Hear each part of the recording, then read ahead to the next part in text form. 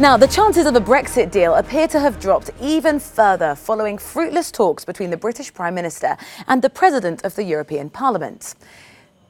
So, what will happen next? After a meeting at Downing Street, David Sassoli described British plans as not an actual proposal. It followed a stark tweet from European Council President Donald Tusk, which claimed that Boris Johnson didn't want a deal. Eden Laverick reports. A warm welcome from Boris Johnson to the new EU Parliamentary President, David Sassoli, for talks.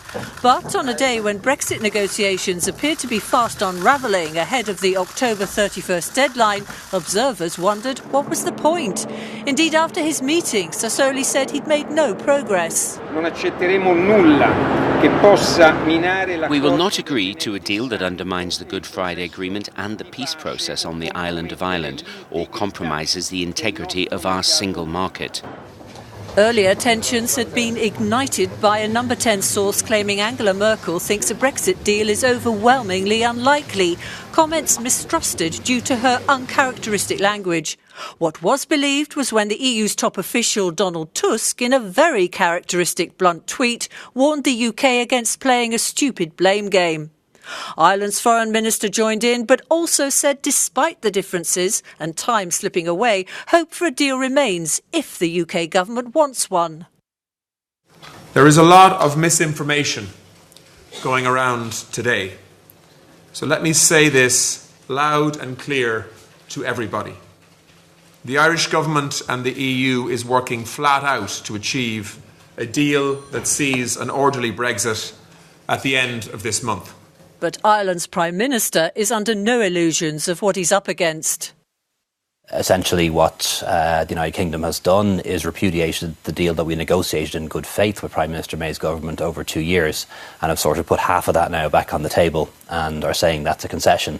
And of course it isn't really. Amid the chaos, a Brexit campaign group was slammed by politicians over a racist advert which had insulted Chancellor Merkel. And I take this opportunity at this dispatch box to entirely dissociate myself from any sort of racist or demeaning language towards Germany. They are our friends, our allies, they're a great country.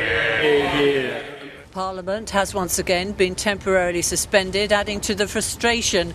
Behind-the-scenes talks will continue while Johnson's opponents battle to prevent a no-deal Brexit.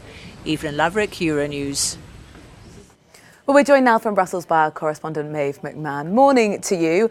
As we've just heard there, Maeve, some very downbeat assessments from people in the European Union. Does Brussels feel at this point that they've done all they can? Are they sort of feeling like, what next?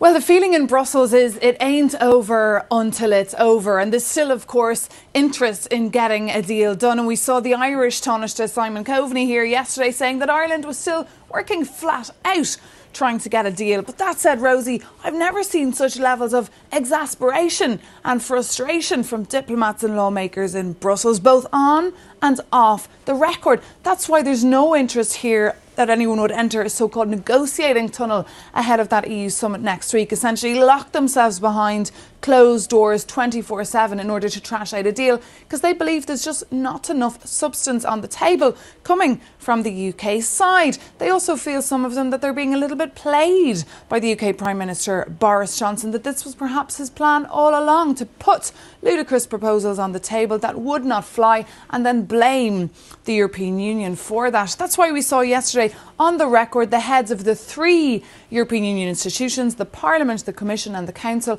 all say that if there was a no-deal scenario, it would not be the fault of the European Union, but rather the United Kingdom.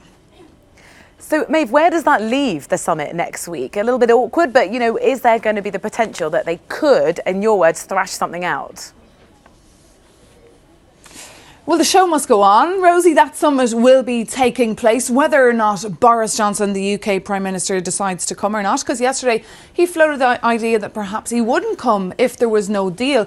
But his European counterparts would like to see him and talk with him as opposed to about him, because although they have a long list of topics to talk about, Brexit is top on their list of priorities, and they've dedicated a good chunk of Thursday to discuss it. But what we're hearing now from diplomats is that discussion might revolve around an extension, and until when that extension should be granted, even though, of course, Boris Johnson had said he would rather die in a ditch than ask Brussels for an extension. The reality here in Brussels is that an extension will be the only way forward, and the talk is until June perhaps 2020 or September 2020, because by then, of course, they need to start trashing out their long-term budget, their 7-year budget, and they don't, of course, want the UK to veto that. Meg McMahon, our correspondent in Brussels, thank you. Well, as Maeve just touched upon, there has been some very charged language used by leaders in the European Union. Shauna's been taking a look about what they've been tweeting about. Well, Simon Coveney, the Foreign Minister of Ireland, was in Brussels just yesterday trying to break this Brexit political deadlock. But as he was trying to manoeuvre in these political spheres, there was charged language appearing on social media from the likes of Donald Tusk, the European Commission President, saying, "What's at stake, Boris Johnson, is not winning some stupid blame game." He said, "At stake is the future of Europe and the UK, as well as the security and the interests of our people." Tusk went on to say, "You don't want a deal, you don't want an extension, you don't want to revoke. What do you want?" So very charged language as we're reaching that October 31st deadline. We then saw Coveney echoing this, replying, saying that it's hard to disagree and it reflects that frustration. But the question now for us here in the social media news desk is whether this charged language is going to help the situation as this moves forward. It's not the first time we've seen language like this used. Do you remember the tweet by Tusk saying there's a special place in hell for those who promoted Brexit without even a sketch of an idea of how to implement it safely? But we did see, this all came in a day where there was much finger pointing going on. We saw sources saying that Angela Merkel, the German Chancellor, said that there was overwhelmingly no chance of a deal happening before October 31st. Well, David Sassoli, he's the President of the European Commission. He was meeting Boris Johnson to see if they could break the deadlock. He said no progress has been made. We have to wait to see whether social media is going to help mend these ties or create more division as this continues.